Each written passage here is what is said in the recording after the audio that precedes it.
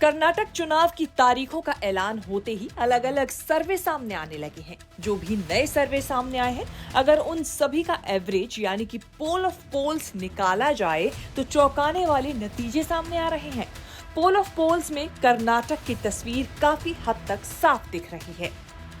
अब हम आपको दिखाते हैं कि पोल ऑफ पोल्स में क्या निकलकर सामने आया है। एबीपी न्यूज सी वोटर के ओपिनियन पोल में कांग्रेस को 115 से 127 सीटें मिल रही हैं। बीजेपी को 68 से 80 सीटें मिल रही हैं। जेडीएस के खाते में 23 से 35 और अन्य के खाते में 0 से 2 सीटें जाती दिख रही हैं। इसके बाद लोक पोल की बात करें तो इसमें भी कांग्रेस नंबर 1 पर है। कांग्रेस को 116 से 123 सीटें मिलती दिख रही हैं। बीजेपी के खाते में 77 से 83 सीटें जाती दिख रही हैं। जेडीएस को 21 से 27 और अन्य को 1 से 4 सीटें मिल रही हैं। पॉपुलर पोल्स की बात करें तो कांग्रेस को 82 से 87 सीटें मिल रही हैं। बीजेपी को भी 82 से 87 सीटें मिल रही हैं। यानी इस पोल के मुताबिक दोनों के बीच कांटे की टक्कर देखने को मिल रही है। लेकिन इस पोल के मुताबिक जेडीएस का आंकड़ा चौंकाने वाला है। इसमें जेडीएस को 42 से 45 सीटें मिल रही हैं। इसके अलावा मेट्रोराइज के सर्वे की बात करें तो इसमें कांग्रेस के खाते में 88 से 98 सीट जाती दिख रही है। वहीं इसमें बीजेपी 96 से 106 सीटों के साथ आगे निकलती हुई नजर आ रही है। मेट्रोराइज के पोल में जेडीएस को 23 से 33 और अन्य को 2 से 7 सीटें मिल रही हैं।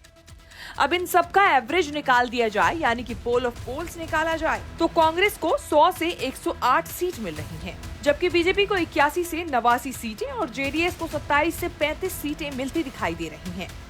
कुल मिलाकर पोल ऑफ पोल्स में कांग्रेस को सबसे ज्यादा सीटें मिलती दिखाई दे रही हैं। वो जीत के करीब है, लेकिन बहुमत नहीं मिल रहा है क्योंकि 224 सीटों की विधानसभा में बहुमत का आंकड़ा 113 है। इसीलिए सर्वे के मुताबिक सरकार बनाने के लिए कांग्रेस को कम से कम 5 सीटों की जरूरत पड़ेगी।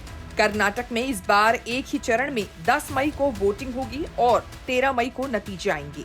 कर्नाटक में 30 जिले हैं और 224 विधानसभा सीटें हैं। यहाँ अब की बार 9.17 लाख मतदाता वोटिंग में हिस्सा लेंगे। 2018 के चुनाव परिणामों की बात करें तो कर्नाटक विधानसभा की कुल 224 सीटों में से कांग्रेस 38.14% वोटों के साथ साथ 80 सीटें जीती थी, तो वहीं बीजेपी को 36.35% वोटों के साथ 104 सीटें मिली थी।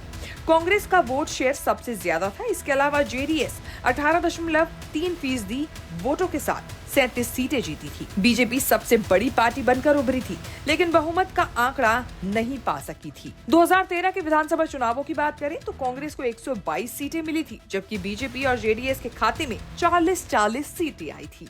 2013 के चुनाव की तुलना में 2018 के चुनाव में कांग्रेस को 42 सीटों का नुकसान हुआ तो जेडीएस को 3 सीटों का घाटा हुआ था, लेकिन बीजेपी को 64 सीटों का फायदा मिला था।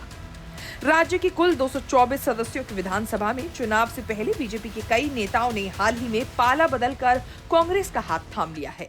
कर्नाटक की मौजूदा हालत को देखें तो साफ है कि इस बार सीधा मुकाबला बीजेपी कांग्रेस के बीच होता दिख रहा है, लेकिन जेडीएस और दूसरी पार्टियां भी किस्मत आजमा रही हैं। न्यूज़ तक ब्यूरो।